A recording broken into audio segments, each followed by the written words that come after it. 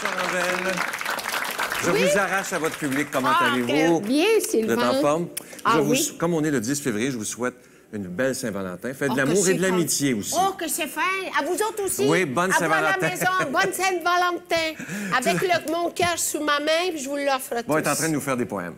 Bien, qu'est-ce que tu veux, ça roule dans ce cerveau-là. Nous sommes toujours bien. Merci de nous accueillir aux résidences Sainte-Julie, des résidences Soleil. C'est toujours une joie de vous voir, ces beaux grands sourires. Merci de tout cœur.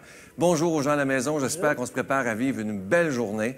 Et aujourd'hui, je reçois quelqu'un. Vous savez, dans la vie, il y a des gens qui auraient tout pour se plaindre. Ça, c'est vrai. Tout. Mais ils prennent une décision d'être heureux. C'est le cas de mon invité aujourd'hui. Imaginez, il a 7 ans, il a appris qu'il avait cette terrible maladie qui est la sclérose en plaques. Depuis 35 ans, il est sobre. Donc, il avait un problème d'alcool, mais depuis 35 ans, il est sobre. Je vais parler avec lui parce qu'il a un courage absolument extraordinaire. Nous aurons aussi en homélie celui que vous aimez tant, l'abbé Robert Jolicoeur sera avec nous. Et aussi une belle chanson de Caroline Guillemin. Vous écouterez bien les paroles, c'est magnifique.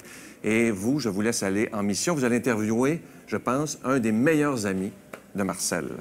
Que je connais en plus, Bertrand Lucier. En plus? Je connais très bien, d'ailleurs. Attention. À tantôt. Salut. Bonjour, Marcel. Bonjour. Merci d'être là. J'aimerais qu'on recule dans le temps. À l'âge de 21 ans, vous avez découvert que vous étiez alcoolique. Oui. Ça a commencé comment, tout ça? Est-ce que c'était un vide que vous aviez? Oui, mais disons, surtout, moi, ce que l'alcool faisait quand j'en consommais, c'est que je devenais agressif. Ah oui? Alors, il y a quelques bagarres qui ont débuté avec ça. Et puis, c'est sûr que quand tu as une orientation vers l'alcool comme ça, bien, ça te porte à faire des choses que tu regrettes par la suite. Alors, effectivement, c'est venu me chercher à un moment donné. Et puis, j'ai vu que j'avais un problème. Et puis, j'ai décidé d'arrêter la consommation. Est-ce qu'il y a eu un événement qui était déclencheur en disant, là, c'est trop? Oui, bien, c'est ça.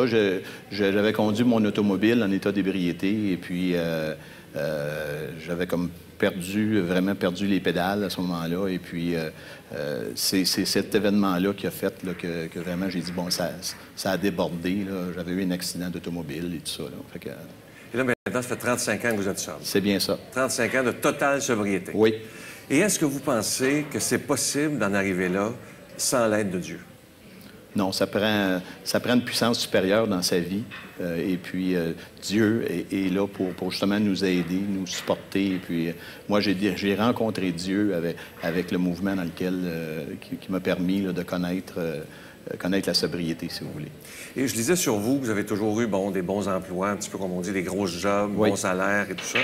Et à un moment donné, on vous apprend, il y a 7 ans, que vous avez cette terrible maladie qui est dégénératrice, qui est la sclérose en plaques. Comment on réagit lorsqu'on reçoit le diagnostic? Bien, je dirais c'est la première réaction qu'on a, c'est le déni, c'est-à-dire qu'on dit non, c'est pas possible, ils se sont trompés, ça se peut pas. Et puis ça, c'est très, disons, c'est difficile à accepter parce que comme c'est une maladie qu'on n'a pas découvert de façon de corriger. On a des remèdes qui atténuent certains symptômes de la maladie, mais c'est sûr, on passe par le déni avant d'arriver à un moment donné à l'acceptation, de dire, bon, écoutez, je suis pris avec ça, qu'est-ce que je fais là? C'est un petit peu le questionnement qu'on se pose. Là. Et comme on sait que c'est dégénératif, bon, c'est petit à petit, est-ce que vous avez peur de l'avenir? Non. Ah non? Plus maintenant. Parce que... la sclérose en plaques, étant donné que c'est une maladie dégénérative, on a des deuils à faire. Alors, le premier deuil, bien, c'est de commencer à marcher. Comme moi, ça a commencé avec une canne. Je boitais de la jambe droite. Et puis, ensuite de ça, bien, ça a été les béquilles canadiennes, les béquilles avec support au bras. Ensuite de ça, la marchette.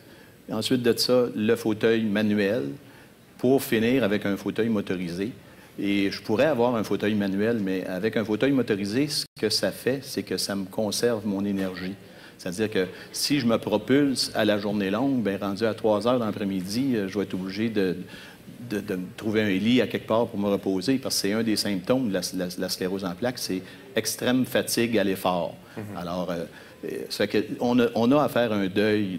Le deuil depuis prendre de promenade en forêt, par exemple, le deuil depuis pratiquer de sport, depuis faire de bicyclette, toutes sortes de choses qui sont simples, mais qui, dans la vie, ça vient nous toucher, nous faire... moi, c'est ce que je vous dis, ce que j'ai découvert le plus précieux, c'est d'apprécier le moment présent. Ouais. C'est-à-dire ici et maintenant. Les gens qui ont la sclérose en plaques se doivent d'apprécier le moment, parce que là, je me dis, regarde, je suis bien, je suis heureux, j'ai pas de douleur, mais c'est sûr qu'on a tous les inconvénients qui viennent avec. Là, mais... Parlez-moi, c'est une histoire assez particulière de votre épouse. Qu'est-ce qui s'est passé? Parce que là, vous vous êtes quittés. Parlez-moi un peu de ça, parce que c'est assez particulier. Bien, écoutez, ça aurait fait 30 ans l'an prochain qu'on aurait été mariés, mon épouse et moi. Et l'an passé, j'ai décidé de la quitter. Puis pourquoi je l'ai quittée? C'est parce que mon épouse n'a pas accepté le fait que j'ai la sclérose en plaques, parce que je suis une personne qui est assez dynamique. Même, il y en a qui disent que je me promène, c'est-à-dire que je me déplace des fois beaucoup plus rapidement que certaines autres personnes en fauteuil roulant. Alors, ce fait-là, mon épouse a souffert d'insécurité par rapport à insécurité financière, insécurité au niveau du travail, insécurité. Alors, comme elle était très insécure, bien, elle était fâchée après la sclérose en plaques. Ah oui. Et comme moi, je représentais la sclérose en plaques, bien, des fois, elle se fâchait après moi. Parce que, puis là, bien, c'est arrivé un petit peu à des conflits entre moi et elle. Parce que moi, je suis une personne qui est autonome quand même. Je conduis mon propre camion adapté. Je travaille encore. Je fais du coaching en entreprise. Mon épouse avait beaucoup de difficultés. Et là, ça créait des conflits. Alors moi, j'ai vraiment réfléchi à ça. Puis je me suis dit, si on ne fait pas quelque chose, il y en a un de nous deux qui ne pourra pas tenir le coup. Alors, je l'aime, mon épouse, mais... J'espère que vous réalisez, ça m'émeut beaucoup, c'est une grande preuve d'amour que vous lui avez fait. Absolument. Aimer quelqu'un jusque-là, parce que là, vous devez vivre aussi de la solitude, ça ne doit pas être évident après 30 ans. Là. Écoutez, ça fait un an, ça va faire un an le 1er novembre là, qu'on est séparés. Et puis, moi, j'avais un immeuble à revenus que j'ai converti en condominium, que j'ai vendu à l'unité, là, si vous voulez. Et puis, j'ai quitté l'an passé. Et les premiers 6 mois que j'ai été seul, je dois vous dire que j'en ai arraché, vraiment, parce que tu es toujours habitué d'avoir quelqu'un à tes côtés, puis là, bien, tu es seul, et puis tu n'as pas le choix de passer à travers ça. Ça n'a pas été facile. J'ai des gens qui m'ont accompagné, là, je les appelle mes anges gardiens, ma sœur et mon beau-frère, qui sont toujours là quand j'ai besoin d'eux autres. J'ai des amis aussi. Tu sais, à l'extérieur, tout va bien, sauf que quand tu rentres chez toi, puis tu es seul, là, c'est sûr que j'ai eu besoin de me ressourcer justement par la prière et la méditation. Là, j'ai un petit livre qui s'appelle « 24 heures à la fois » que je lis à chaque matin et qui m'aide justement à me retrouver. Et là, je me suis rendu compte que je n'étais pas seul finalement, que j'avais quelqu'un avec moi. Et quand on vit, déjà le drame de la sclérose en plaques, votre épouse qui n'est plus là, et en sachant que ça ira pas mieux au niveau de la santé, est-ce qu'on pense au suicide à un moment donné? Oui, définitivement. Oui. J'y ai songé. J'y ai songé, et puis, tu sais, de plusieurs façons, on se fait plusieurs scénarios. Là, tu sais, moi, j'étais propriétaire d'armes à feu à un moment donné, et puis j'avais un revolver 9 mm, là, tu sais, et puis... souvent, des fois, j'ai dit, bien, ça va être facile, je mets 3 balles dedans, puis... alors, j'ai pensé à ça. Là, j'ai dit, ça fait un peu de dégâts, ça, tu sais. Fait que j'ai dit, bien, moi, je prends énormément de relaxants musculaires parce que j'ai de la spasticité dans mes jambes, de la raideur, là, si vous voulez. Alors, je prends 600 relaxants musculaires par mois. Hey boy. Alors, imaginez la quantité de médication que ça représente. J'ai juste à prendre les trois médicaments que je prends rien que d'un coup, et puis je vais m'endormir, puis je ne me réveillerai plus jamais. Alors, toutes ces pensées-là nous viennent à un moment donné, parce que c'est le découragement qui nous amène là, c'est toutes sortes de choses qu'on se dit, bien, on est peut-être mieux de ne plus être là, puis de ne plus avoir de problème, ou est-ce que je m'accroche, puis je fonce, puis je vais... Alors, j'ai pris la décision de foncer. Alors, il y a 5 ans, je me suis impliqué dans la Société canadienne de la sclérose en plaques. Moi, je suis membre du conseil d'administration et j'ai décidé d'amasser des fonds, de faire ma part pour apporter aux autres là, ce que moi j'ai découvert, c'est-à-dire dans la vie, il ne faut pas lâcher, il faut être là. Puis j'ai décidé aussi de ne plus focusser sur ce que j'ai perdu, mais plutôt de focusser sur ce que j'ai et d'aller au maximum là-dedans. Alors, Et ce que je disais sur vous, ce qui est beau, c'est que c'est comme si vous vouliez surtout pas jouer à la victime. Absolument pas. Parce que je connais un de vos amis, Bertrand Lucier, qui me parlait de vous pas plus tard que la semaine dernière, qui me disait quand ça va pas, on va voir Marcel. Marcel a toujours son sourire pour nous encourager et c'est incroyable quand même. Et j'aimerais, il nous reste, je vais vous donner l'opportunité de le faire, il nous reste 1 minute. Il y a des centaines de milliers de personnes qui écoutent que ça va peut-être pas dans leur vie. C'est peut-être pas la sclérose en plaques, c'est peut-être l'alcoolisme, c'est peut-être peu importe. J'aimerais que vous leur parlez. La caméra est juste là. Oui. 1 minute. Adressez-vous à eux. Parce que vous savez c'est quoi. Vous êtes passé par là et vous passez par là. Bien, écoutez, ce que je peux vous dire, c'est ne jamais lâcher prise. Lâcher prise sur certaines choses qui nous empêchent d'aller de l'avant. Mais moi, il y a une phrase que j'ai toujours retenue dans le Desiderata. Ça dit « Tu es bien, fils de l'univers, car comme les arbres et les étoiles, tu y as ta place. » Alors, c'est-à-dire que l'espace qu'on occupe, le petit 2 pieds cubes d'espace qu'on occupe, il n'y a pas personne d'autre qui peut le prendre à notre place. C'est à nous de prendre notre place. Et on peut apporter tellement aux autres, parce que moi, ma mission de vie, je l'avais décidée il y a une dizaine d'années. Je me suis dit, je veux être la personne qui va faire une différence positive dans la vie des autres. Alors, des fois, c'est peut-être juste ouvrir la porte à quelqu'un. Des fois, c'est de faire un sourire. Des fois, c'est d'amener un petit chocolat à quelqu'un que tu sais qui aime ça. Alors, c'est pas grand-chose des fois, mais la petite chose qu'on peut faire de différence qui va faire qu'on va obtenir un sourire, bien, c'est ça qui va faire toute la différence. Marcel, votre ami avait raison. C'est une joie de vous rencontrer. Merci beaucoup. Et je vais vous offrir une très, très belle chanson en vous disant merci d'être ce que vous êtes. C'est interprété par Caroline Guillemin. Écoutez bien les paroles, c'est de toute beauté. Si j'avais la foi.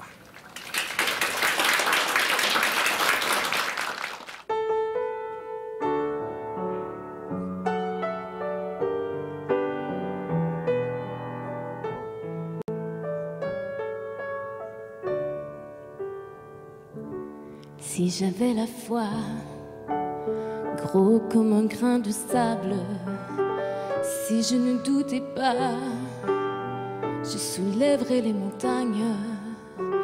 Si j'avais la foi, celle qui me vient de Dieu, je verrais déjà le monde plus merveilleux.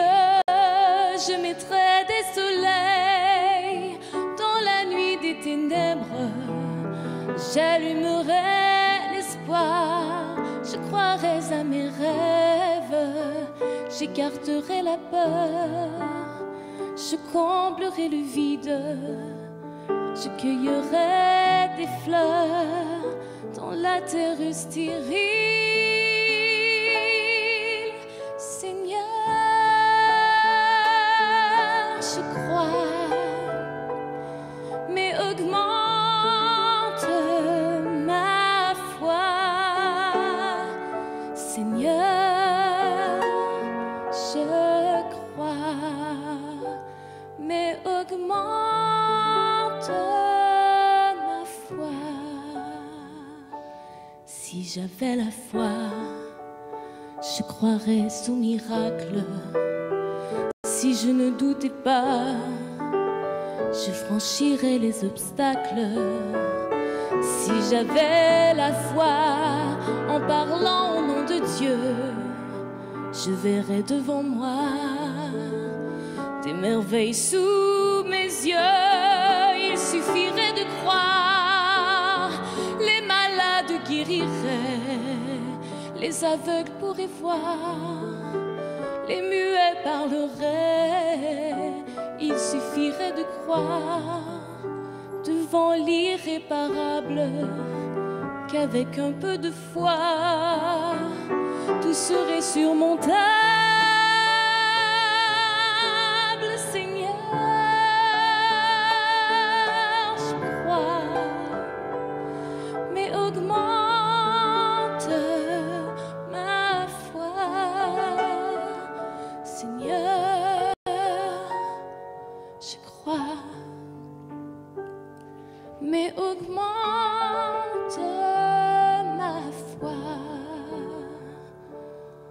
Posséder la foi, c'est un don véritable. Posséder la foi, c'est en même temps une grâce. Posséder la foi, c'est l'héritage de Dieu. C'est lui qui l'a donné, c'est lui qui l'a semé. La moisson de la foi se prépare de tous les jours, dans l'accueil, le partage, le pardon et l'amour. La moisson de la foi, c'est sans l'ombre d'un doute ce qui nous sauvera, ce qui nous guidera. Seigneur, je crois, mais augmente ma foi. Seigneur, je crois, mais augmente ma foi.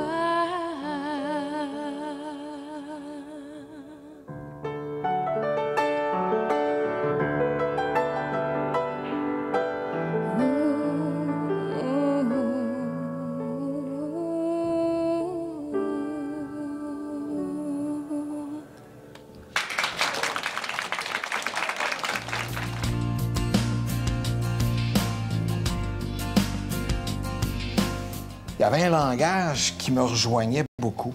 Un langage un peu spirituel, puis un langage auquel je me retrouvais dans Marcel. Vous semblez. Alors, on a commencé par un premier lunch et on a développé ensemble. Depuis un peu plus de 20 ans, on a une relation qui est passée de professionnelle et qui se maintient professionnelle, mais aussi qui est devenue une relation amicale profonde. Souvent, on se dit, tu sais, c'est mon frère. On est devenus des frères, non pas de sang, mais de vie. C'est ça, un ami, des fois, c'est plus important que la famille. Je peux dire que Marcel, c'est le cas. C'est le cas, hein? Ah oui.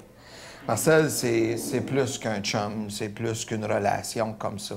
On est solide, on est soudés ensemble, on travaille ensemble, on chemine ensemble. Puis encore aujourd'hui, je sais qu'il a mentionné que récemment, il s'était séparé. Puis moi, j'ai travaillé pour y trouver aussi un nouvel appartement. Et, un vrai ami, quoi. Oui. Oui, Puis, ça, c'est des vrais amis. Puis ça peut pas lâcher du jour au lendemain. Quelqu'un de même, c'est quelqu'un de très, très précieux.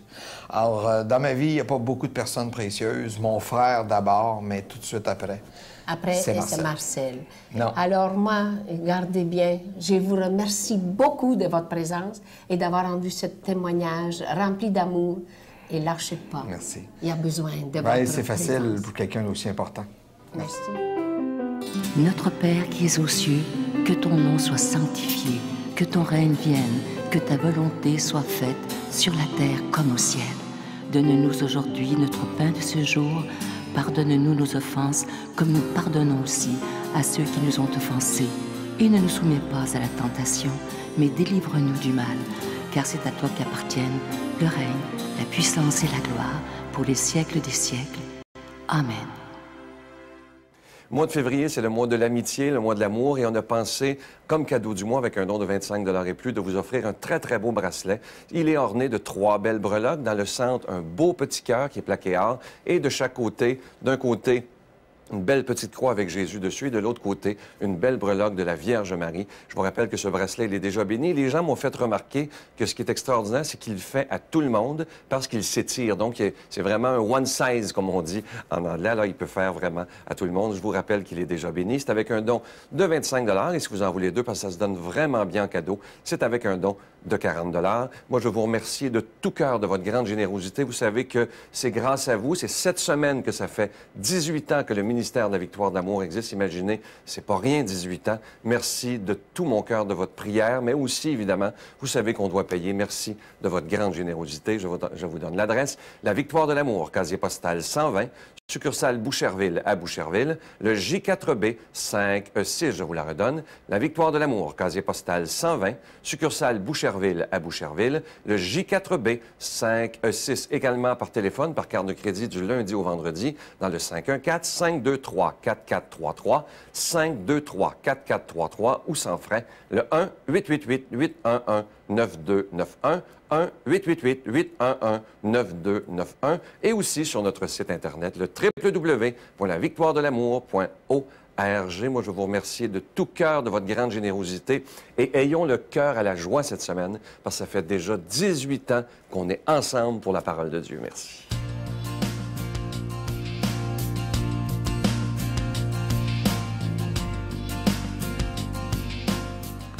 Aimez-vous les histoires de pêche?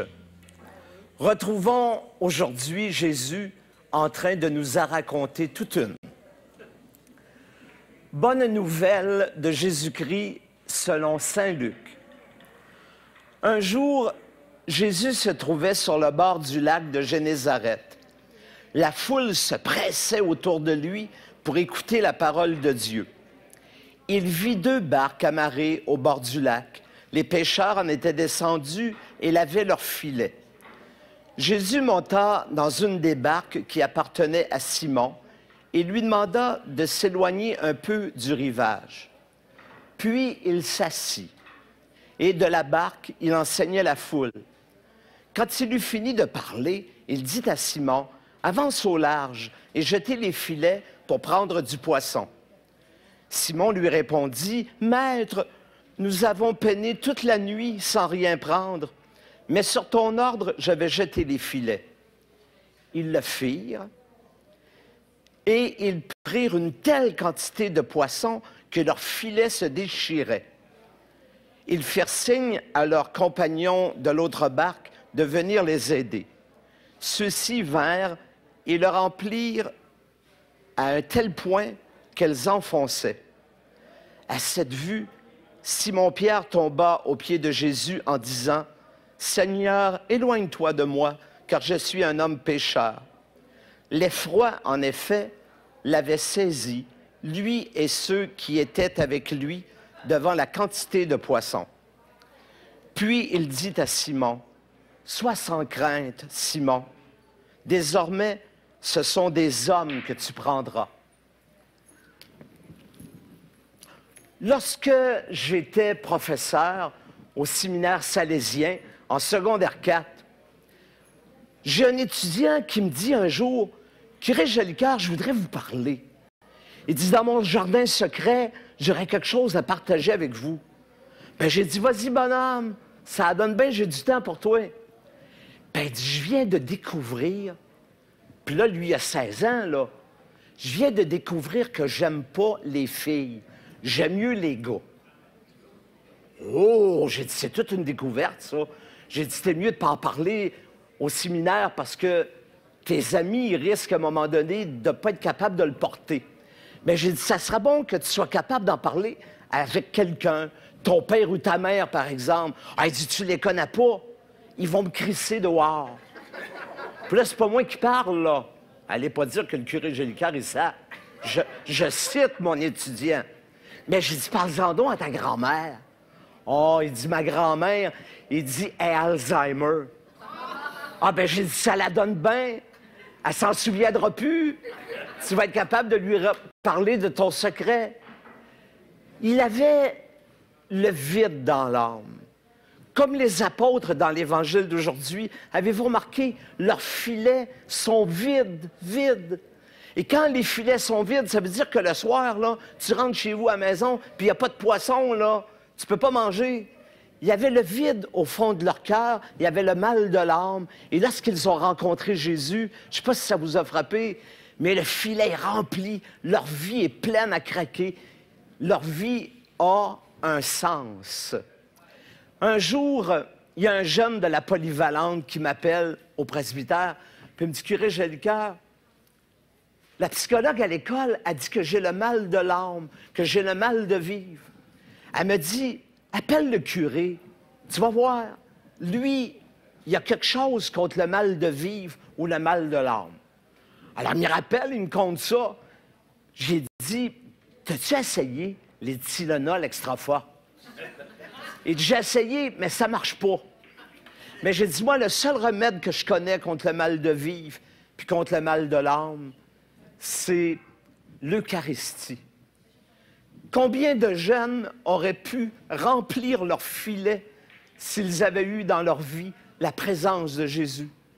Ils auraient pu durer, ils auraient pu avancer, ils auraient pu risquer l'avenir. Et ils seraient peut-être encore aujourd'hui avec nous autres.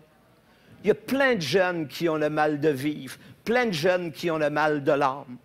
Je me souviens une fois, c'est un monsieur qui dit à sa femme, « Chérie, je pense que je vais aller passer une semaine à la pêche. » Il dit, « Je suis un petit peu fatigué. » Elle dit, « Vas-y, ça va te faire du bien. » Il revient 5 jours plus tard, il dit à sa femme, « Ça s'est bien déroulé, mais il y a un petit problème. » Il dit, « T'auras-tu oublié mon pyjama? » La femme a dit non. Elle dit, je ne l'ai pas oublié, je l'avais caché. Elle dit, dans le coffre à pêche. Elle dit, si tu l'avais ouvert une fois pendant ton voyage, tu l'aurais trouvé.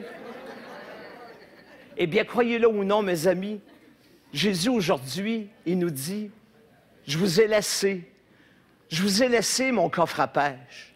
Ouvrez-le de temps en temps. C'est rempli d'évangiles. Dans mon coffre à pêche, pour que vous veniez des pêcheurs d'hommes, il y a du pardon, du partage, puis de l'amour, puis de l'espoir. Je vous bénis, je vous souhaite bonne pêche. Au nom du Père et du Fils et du Saint-Esprit. Amen. Je vous salue Marie, pleine de grâce. Le Seigneur est avec vous. Vous êtes bénie entre toutes les femmes, et Jésus, le fruit de vos entrailles, est béni. Sainte Marie, Mère de Dieu, priez pour nous pauvres pécheurs, maintenant et à l'heure de notre mort. Amen.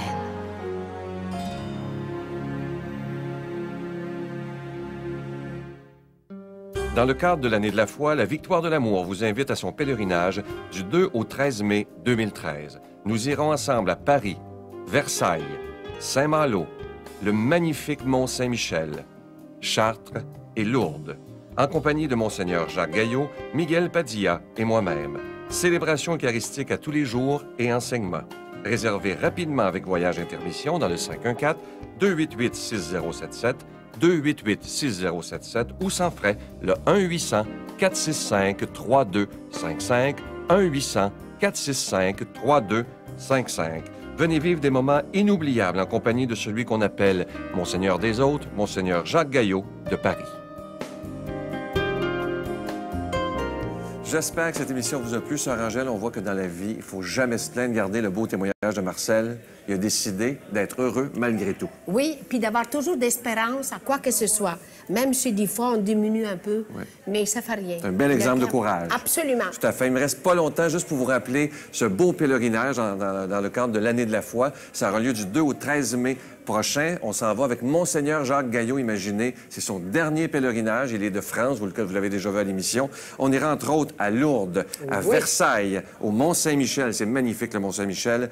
Paris et Saint-Malo. Un beau petit groupe ensemble. Je serai là également. Alors, vous n'avez qu'à appeler à Voyage Intermission. Vous voyez les numéros de téléphone au bas de l'écran. Et aussi, cette belle retraite qui s'en vient sur Angèle. Vous allez être là les 31 mai et 1er 2 juin à l'hôtel Le Dauphin de Roanneville. On a loué l'hôtel au complet. Alors, ça va être des beaux moments du vendredi au dimanche. Je vous souhaite la plus belle des journées sur Angèle. Bye bye. Merci, Charles. Et moi, je vous attends demain matin, 5h15. Bye bye. Ben oui, maintenant.